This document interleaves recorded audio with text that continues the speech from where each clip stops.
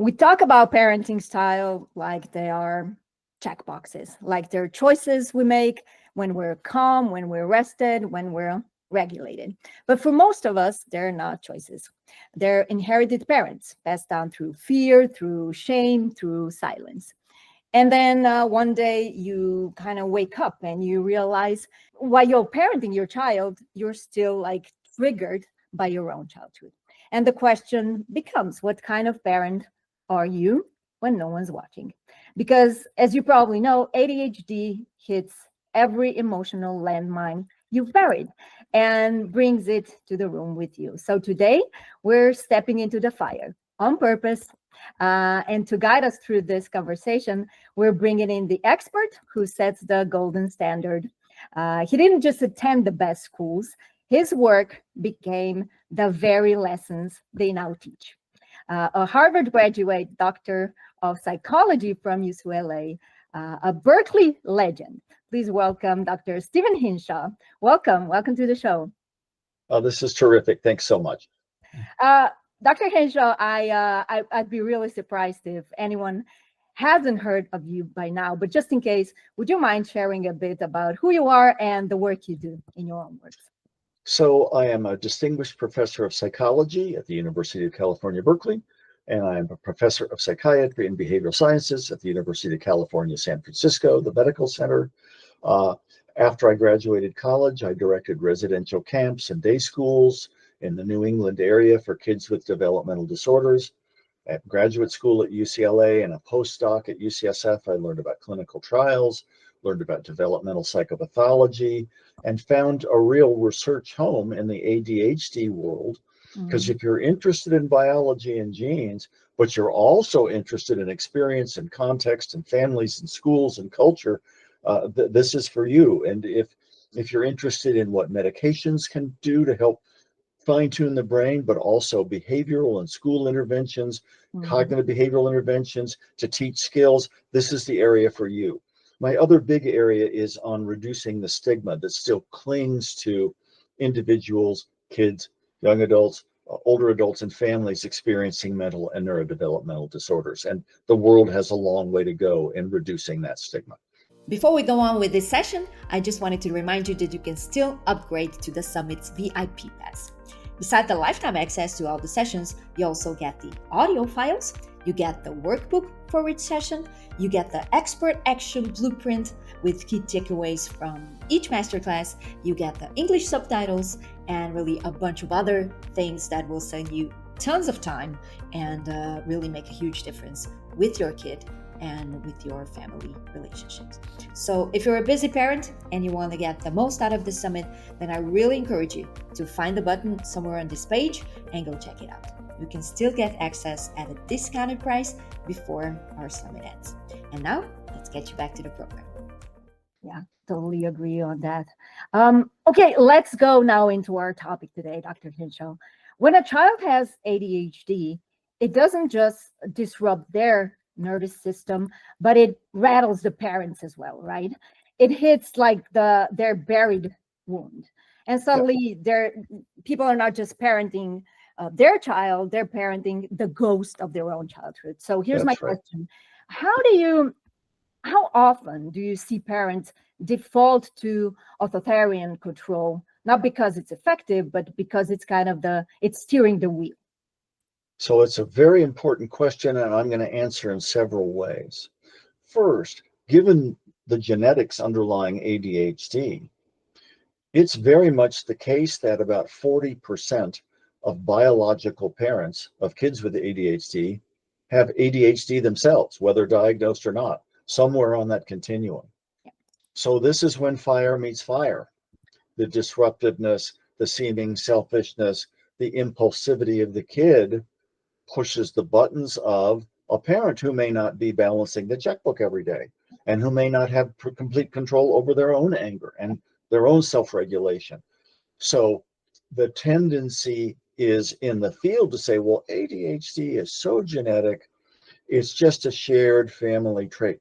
But in terms of interactions, there may be shared genetics in many cases, but the disruption, the seeming not reading of social cues of the kid pushes the buttons of the parent, reminding them of themselves, maybe enhancing the guilt they feel. And also, it's just like a wildfire, as we've been experiencing in California over the last many months, where the brush blazes and leads to another, and it gets out of control very quickly. Everybody loses when that happens. Yeah, yeah. And in that fire, you said fire meets fire. What are the, the long-term costs of that kind of fire, of that kind of rigid parenting, especially for a child, like you said, who struggles to regulate their emotions, their focus, their sense of self? So many answers. Again, the kid feels unvalidated, unheard, not understood. The kid is now modeled by the parent, arguing, yelling, screaming. So I guess that's the response I must do too. And the emotional connection becomes unraveled so quickly that, and it's so interesting. We talk about sort of the overly harsh parenting, the more authoritarian parenting, but also many parents of kids with ADHD give in a whole lot. They're permissive at the same time. And when you talk about, there's a very interesting concept in parenting called coercion, invented by Gerald Patterson of the Oregon Social Learning Center many decades ago. The parent gives in, caves in, don't hit your sister, don't refuse to do your homework. And then all of a sudden, the kid escalates more, and then parent comes in with a yell or a slap. And so coercion is this interesting blend at the same moment of you're overly permissive and you cave, and then the kid pushes you too far and you get very authoritarian. So it's not that you're either an authoritarian parent or a permissive parent. In real time, you're both wrapped into one, and it's really ineffective discipline. Totally agree.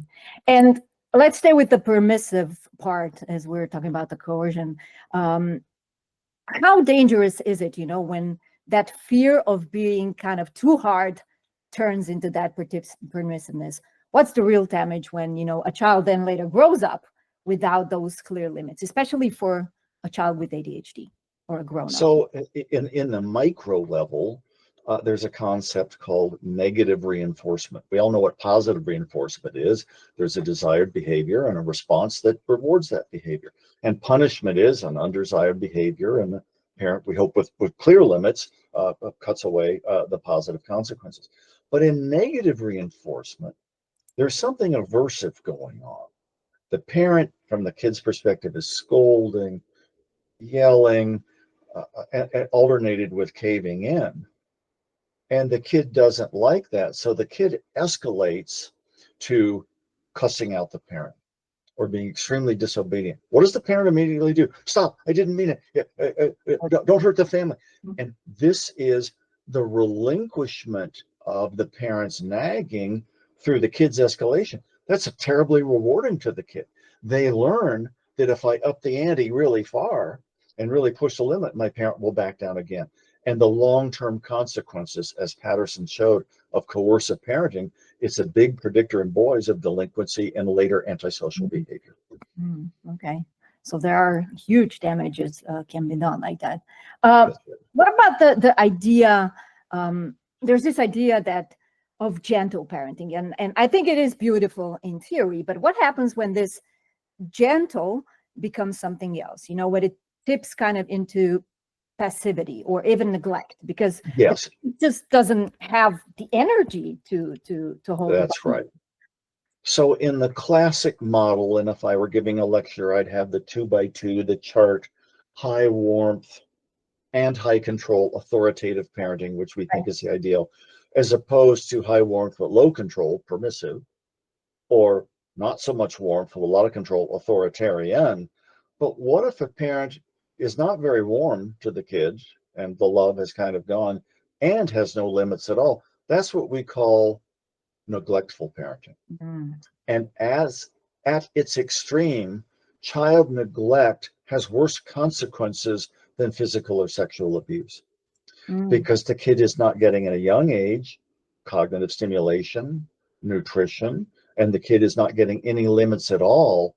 So neglectful parenting predicts low academic achievement, it predicts poor behavioral control, And again, at its extreme, child neglect is more prevalent than physical or sexual abuse, but even more damaging in the long run. Mm. Got that. And you can see, just to cut in again, most parents of kids with ADHD aren't extremely neglectful parents, but there's a kind of giving up. I can't fight fire with fire. Maybe I'll just give in and try to be loving, but then the kid takes advantage of me. And so it's hard for parents to find the right balance. Calm parenting is fine as long as there's clear limits. What we want to avoid is the yelling and screaming and arguing and who's boss. What we want is the enforcement of limits, and there are consequences delivered without character assassination and without escalation. Right. That's the calmness that's needed. Right. The common. Dr. Hinshaw, in your book, Another Kind of Madness, you write about your own father disappearing, sometimes without a word. That's right. How did that shape your own ability to stay present as a father, not just physically, but emotionally as well? Well, the reason I got into psychology in the first place when I was a late teenager was because of my father's absences for up to a year at a time when my sister and I were young. And we didn't know if he was alive or dead. We did not know that his lead psychiatrist back in the Midwest said, well, they thought he had schizophrenia chronically. It turned out to be bipolar disorder, which I diagnosed correctly when I was in college and helped him finally get treatment. He was sent to some of the country's worst public mental institutions, the real snake pits, for these outrageous episodes of psychotic mania followed by depression. But the doctor said, if your children ever learn of this diagnosis and these hospitalizations, they'll be destroyed permanently. You and your wife, the children's mother, are never allowed to discuss the topic because they'll be permanently destroyed. This was the doctor's orders. What would we just say today about an oncologist who said, if your children ever learn about the cancer of your mother or father, they'll be permanently destroyed? Well, we'd sue the doctor for malpractice. The whole family has to be on point to deal with this. But mental illness 50, 60 years ago was deemed so irreparable and so toxic that it couldn't be discussed. So I internalized, I thought it must be my fault. It's probably better to think it's your fault and have some control, even though it's illusory, than to believe the world's just a cruel, random, awful place. So once Dad, when I turned 18, returning home for my first spring break from college, came out of the closet and told the truth, I dedicated my life to psychology. I knew he had bipolar disorder, not schizophrenia, from the reading I'd done. And what I've done over the years is, at first when I learned this, I didn't tell a soul. Would I get a letter of recommendation for clinical psychology grad school if my father had a severe mental illness? No, I didn't talk about it. But through therapy, opening up to friends, intimate partners, and the second half of my career has been dedicated to stigma reduction and telling our story, not just the research and clinical work I do with ADHD. The world can be a better place if it realizes it's a sign of strength, not weakness, to talk about it and get treatment. Exactly. And that's why it's such a powerful story, which got me thinking regarding that silence for a child with ADHD who already feels they're too much for everyone. That's right. Well, just how much more dangerous is that silence for a kid with ADHD? It must be my fault. I'm a bad kid. My teacher yells at me a lot. Nobody seems to invite me to birthday parties. Oh, maybe it was because I blew out the candles at the last birthday party, but it wasn't my birthday. It was my friend's. I didn't restrain that impulse. A good way to lose friends pretty quickly. Mm-hmm. The shame and the guilt, and this we find especially true for girls with ADHD, because we've done a lot of work following up girls with ADHD until their adulthood. We have the largest study of that going in the world. And girls may be particularly likely to internalize and turn this into cutting, self-harm, and even attempted suicide.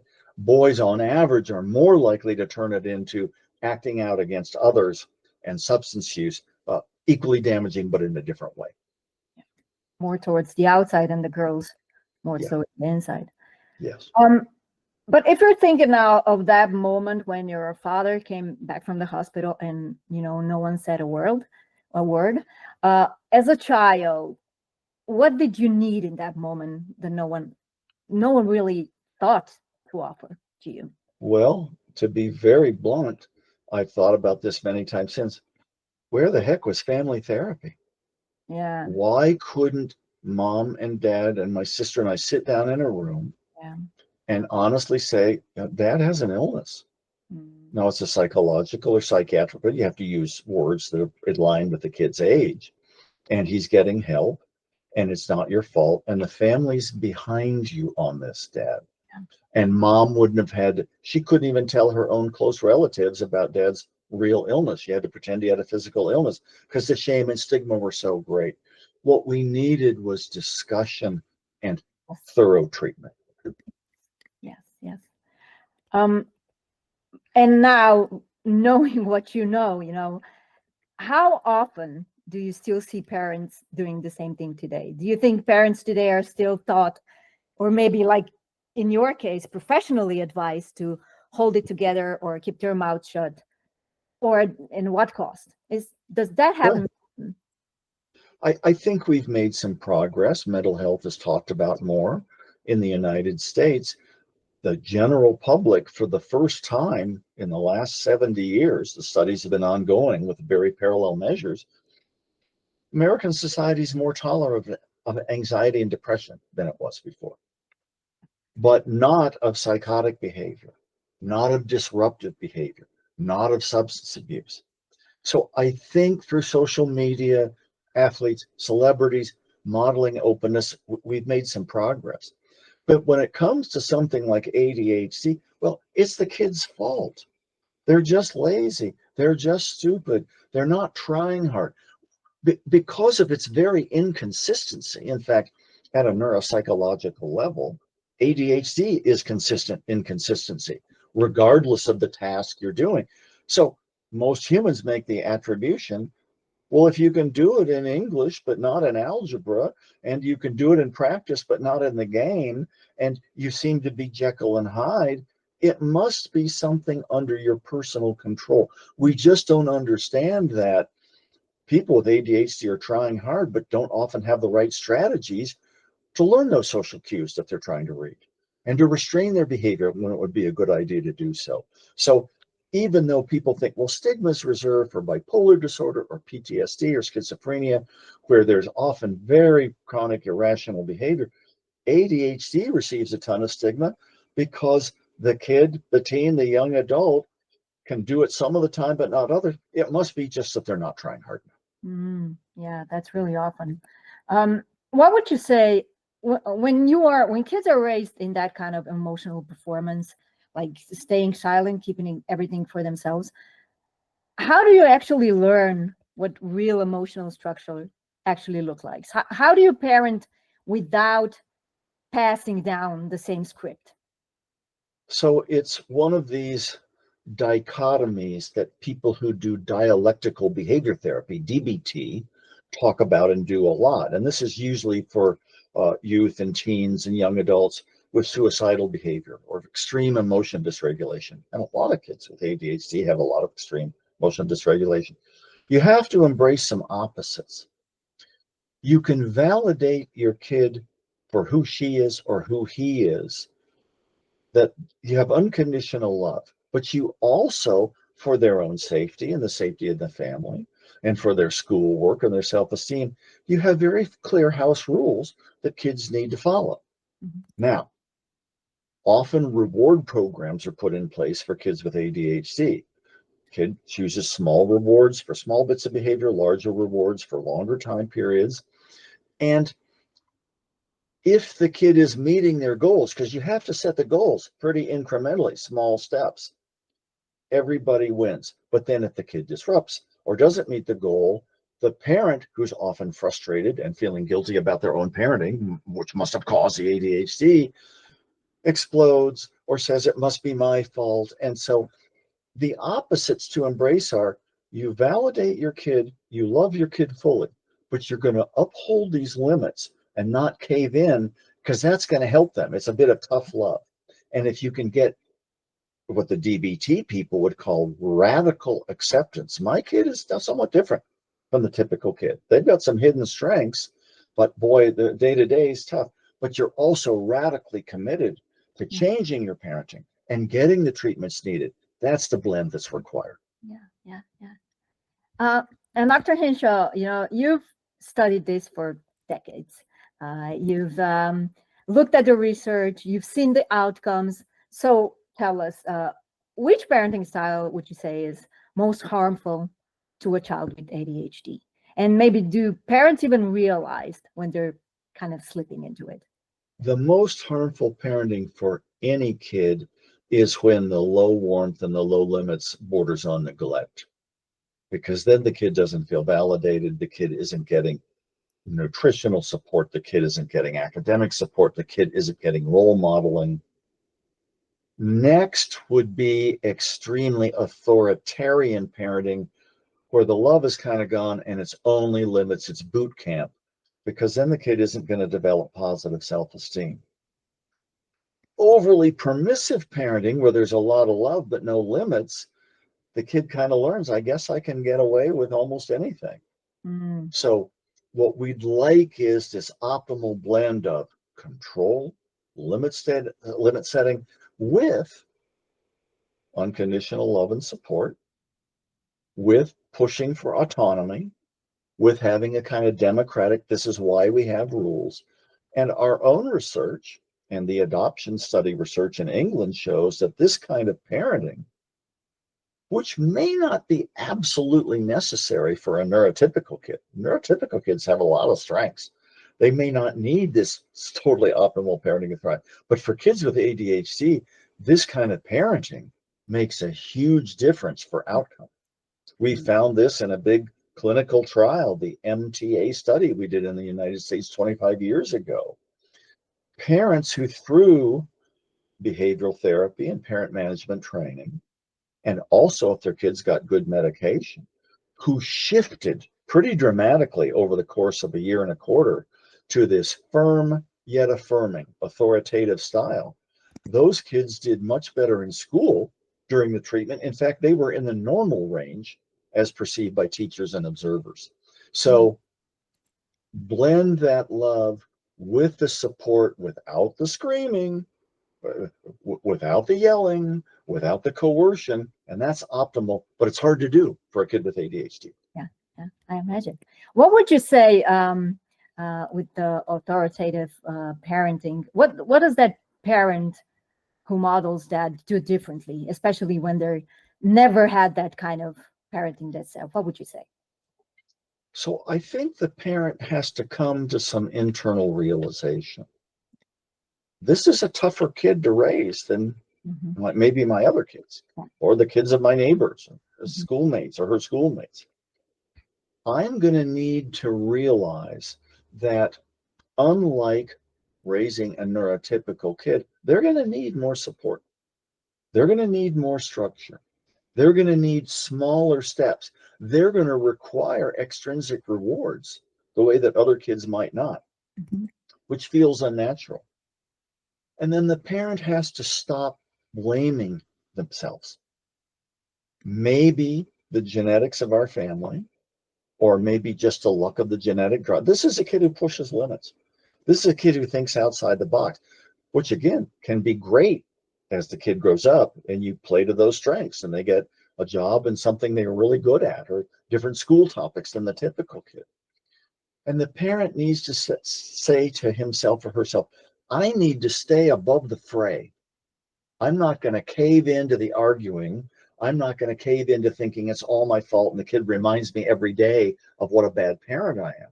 When the parent can stop the blaming and try to say, if I can maintain that real love and support, but I can hold to those limits without caving into the arguing, that's going to help my kid in the long run, even though it may not be very pleasant every day.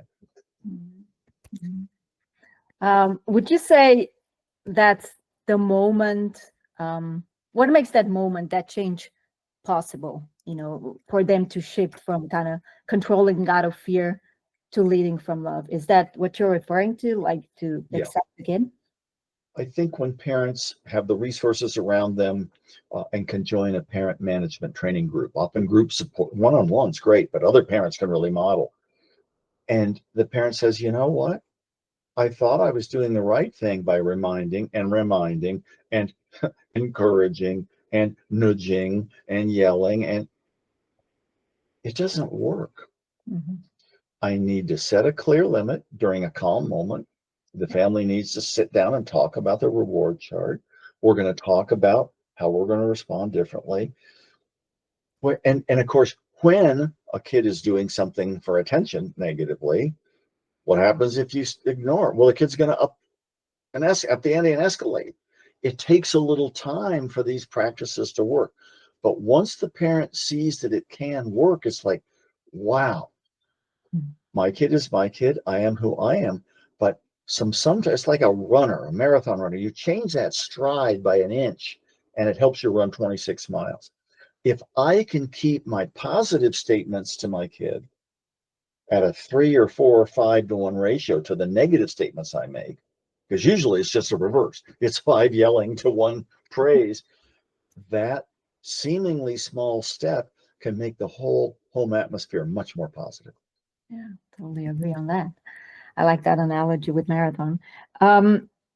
You said earlier that, and also in your book, that the moment when your father revealed the diagnosis to you, everything kind of shifted, everything changed, because it didn't erase the past, it just gave it context. So based on your experience, not just the research, how much should a child actually know? How much should they know? So it depends. A preschooler probably doesn't need a lecture on ADHD, Mm-hmm. but an elementary school age kid may want to know through psychoeducation done with the whole family and the child, and certainly as the kid gets into the teen years, that some kids are kind of restrained and follow orders all the time and their hands are folded. Other kids think outside the box. They're very creative. They're distracted by what's in the moment, and other kids can stay focused regardless. And these differences can be strengths, but they also can make you feel really bad about yourself when your family and your teacher and your friends make you the subject of a lot of negative attention. One of the doctors I worked with for years, a pediatrician who was the lead doctor for our summer programs for boys and girls, very skilled, and would talk about during for grade school kids or middle school kids, the first time he brought up the topic of medication and what they might do when they took ADHD medication. And he said, look, you'll probably find that when the school work is pretty easy, it doesn't make much of a difference. When it gets really hard and challenging, it might. But don't fool yourselves. The medication only works if you try. It's not a magic pill. And it's part of the program along with your family's reward program and your teachers, treating you in a fair yet disciplined way. It's you want to engage the kid in a dialogue to see how they can learn self-control. Mm-hmm. Well then, and you knew what that silence of your father felt like. You knew what it cost you. So when it was your turn, when you became a father, what did you decide to do differently? Gotta change the tenor, gotta change the script. It's not the virtue of a dad, to keep everything inside and pretend everything's fine. Yeah. It's okay to disclose. Again, it's a sign of strength, not weakness, to disclose troubles. It's also really good to keep your own emotions in check and look for that long-term goal. Totally. And how did that choice to break this pattern change the way your kids saw you, and maybe even the way you saw yourself? It's interesting. Life usually doesn't change in a single leap like Superman. Life doesn't change in a single moment of revelation. It's gradual. You build new habits. And as I tell many parents of preteens, 10, 11, 12, 13, your kid doesn't want you within 3-block radius of the the middle school, right? You know, get away. I'm independent now. And if you listen to your kid, they don't want you to be a part of their life at that critical preteen age. On the other hand, your kid knows if you're willing to listen when the time is right. If you say, well, if you're going to play silent with me, I'll play silent with you, you're going to lose an opportunity when something bad happens with a peer or a bad grade in school, or maybe some depression starts. Your kid will know if you're safe enough to talk with. You may not get that challenge very much or often, but it's again this inner belief that you can be there. You're going to ignore the typical preteen behaviors of keeping you at bay. And when you're ready, you'd be surprised at the dialogues you can have. True that. We just have to hold on through that. It's not always easy. Not always easy. And what do you say to a parent who really loves their child more than anything in the world, but still feels like they're, kind of failing them? You've mentioned this in the early conversation, because love doesn't always sound like love, and intention doesn't always translate. How do they hold both truths, like I love you and I have hurt you, without collapsing under the shame? So it's one of these dialectics, these opposites, thesis, antithesis, synthesis. It's having the courage and the wisdom in yourself. And again, it takes place through small steps, and everybody falls back, and then people gain, to say the best way to express that love is to hold to our family values, to still look for any chance I can to encourage and reward my kid, but not to back down when the going gets tough. I love that. Right. I have a couple of rapid fire questions for you. Sure. And then we're done, I promise. What's one parenting strategy that backfires fastest on kids with ADHD, but kind of still gets recommended? The strategy that backfires is trying to be the nice guy, nice gal parent. Let them pass. Don't cause any more disruption. Followed by coming down really hard. This coercion. Mm-hmm. It's a blend in real time of permissive and authoritarian parenting. It seems like it's the easy way out, but it doesn't work in the long run. What you have to do is will yourself and model for yourself, and talk with the families about being truly authoritative. Mm-hmm. Limit setting yet warm, firm yet affirming. Mm-hmm. What would you say, what does being a good parent look like through the eyes of a child with ADHD? It's a parent I can trust. It's a parent who doesn't cave in the first time I yell or get upset. It's a parent who may challenge me a little bit beyond where I am now, which is uncomfortable for me, but I know that my parent will always love me. Mm-hmm. And even though it seems like they're not loving me when they're setting these limits, in the long run, I may gain some skills from it. Mm. I love that. What would you say is the one thing, is there a thing your father never said that you swore you'd say to your kids? I'm struggling. Mm. I'm suffering. I'm getting help. Let's talk about it. Now, you would talk about it different from a 3-year-old and a 6-year-old, and a 9-year-old and a 12-year-old and a 15-year-old, of course.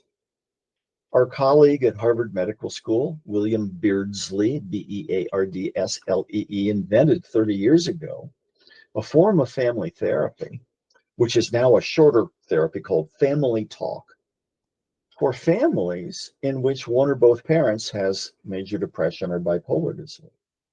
The goal of this form of family therapy is to get the whole family to sit down and talk about mom's drinking or dad's absences or the day the police came or whatever, in kid understandable language. We know that families, because families say, I will never talk about my kid to my depression or drinking or whatever. It's the most shameful thing in my life. Families who are able with therapeutic support to really talk in kid-friendly terms about the reality, it prevents the internalization of blame in the kid. And actually, years after the therapy ends, it cuts down on the rate of mood disorders in the child. Mm, We know that biology and genes have a lot to do with depression and especially bipolar disorder, but family communication is often the missing link. got that. Do you believe we ever fully break family patterns, or we just change the shape of them? Oh boy. Next question. No, this is a hard one. Yeah, let's go medical. Are you ever cured of cancer? Well, you can go into remission with the right treatment, but you still probably, because of genetics and epigenetics, are at higher risk than the people around you of a recurrence. Are Mm, you ever cured of a substance use disorder? Well, you're at higher risk for relapse than people who don't have the genetic tendency. We all were shaped by the genes we were born with and the early environments we were exposed to. I think it's a mistake to think, as I've said before, that one day you wake up and the skies have cleared and everything is bright and sunny. That's kind of a Hollywood script. Most change people make is slow. It's full of ups and downs. But if that slope up is positive, you can realize some of the patterns in yourself and mm, not try to fall victim to them and get support from other families or a family therapist. And that change will be noticeable by your kid and your partner, yeah, and you're heading in a positive direction. That's what we hope for. yeah, yeah. Slow progress. I couldn't agree more. And what kind of parent are you, Dr. Hinshaw, when no one's watching? I tend to be the softy. My wife, our three boys' mother, is loving yet able to hold limits. I think I'm afraid that our boys who are now grown up, won't like me as much, or I will be violating some kind of bond. And so the hard lesson has been sticking to your guns, holding to your limits is actually the love that they need. Beautiful. And the last question regarding a summit like this one that we created. What would you say? How does this summit raise the standard for what support for ADHD families should look like? When families and professionals, clinicians, researchers can get together and agree and talk about the biological roots of many cases of ADHD, just as is the case with bipolar disorder, schizophrenia, but also those biological roots don't mean there's nothing that can be done. Recovery is possible. Thriving is possible.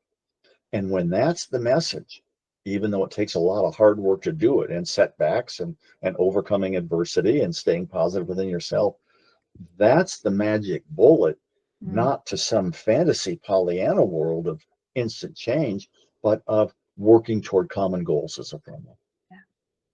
beautiful. Beautifully said. And we'll wrap it up with that.